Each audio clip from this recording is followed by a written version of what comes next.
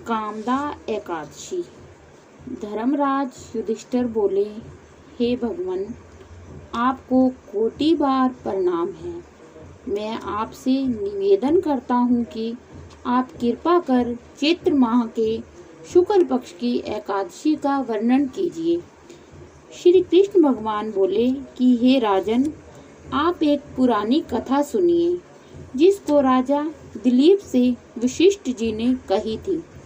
राजा दिलीप ने पूछा कि गुरुदेव, चैत्र माह के शुक्ल पक्ष की एकादशी का क्या नाम है?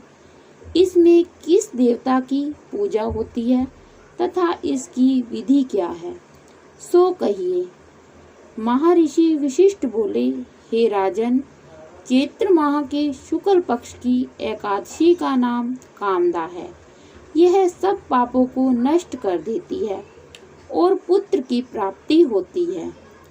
इसके व्रत से कुयोनि छूट जाती है और अंत में स्वर्ग की प्राप्ति होती है।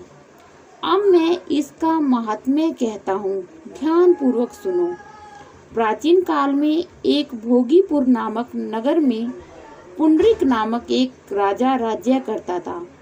वहाँ अनेकों अप्सरा, गंधर्व, किन्नर आदि निवास करते थे।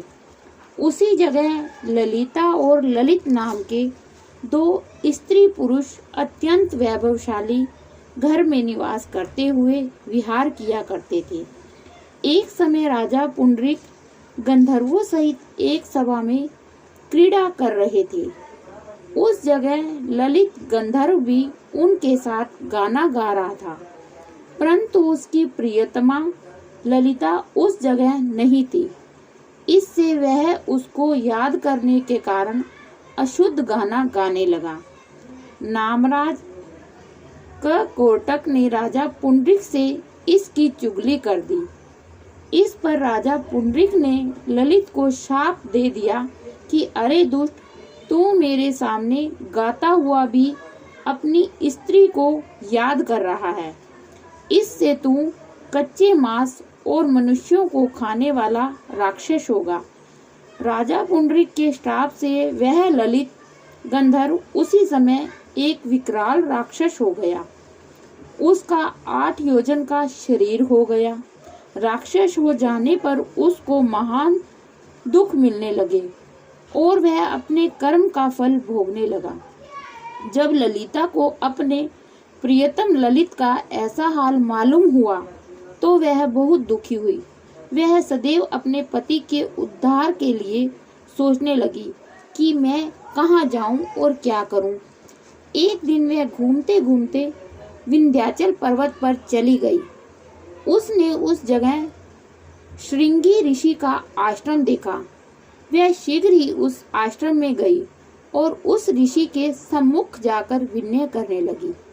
उसे देखकर श्रृंगी ऋषि बोले, हे सुभगे, तुम कौन हो? यहाँ किस लिए आई हो? ललिता बोली, हे मुनि, मैं वीर धन्मा नामक गंधर्व की कन्या ललिता हूँ। मेरा पति राजा पुंडरीक के श्राप से एक भयानक राक्षस हो गया है। आप राक्षस योनि से छूटने का कोई श्रेष्ठ उपाय बतलाइए। तब श्रृंगी ऋषि बोले, अरे गंधर्व कन्या ललिता, अब चैत्र माह के शुक्ल पक्ष की एकादशी आने वाली है। उसका नाम कामदा एकादशी है। उसके व्रत करने से मनुष्य के समस्त कार्य शीघ्र ही सिद्ध हो जाते हैं।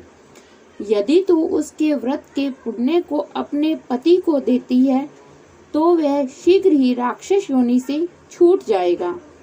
मुनि के वचनों को सुनकर ललिता ने आनंद पूर्वक उसका व्रत किया और द्वादशी के दिन ब्राह्मणों के सामने अपने व्रत का फल अपने पति को देने लगी और भगवान से इस तरह प्रार्थना करने लगी, हे प्रभु, मैंने जो व्रत किया है उसके पुण्य से मेरे पति राक्षस योनि से शीघ्र ही छूट जाए।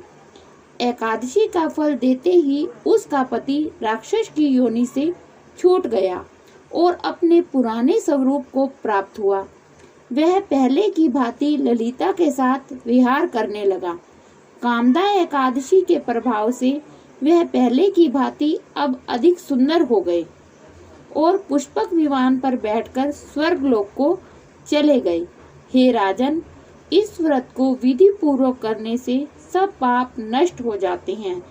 इसके व्रत से मनुष्य ब्रह्म हत्या इत्यादि के पाप और राक्षस आदि की योनि से छूट जाते हैं। इसकी कथा व महात्म्य के श्रवण व पठन से वाजपेय यज्ञ का फल प्राप्त होता है। ओम नमो भगवते वासुदेवाय।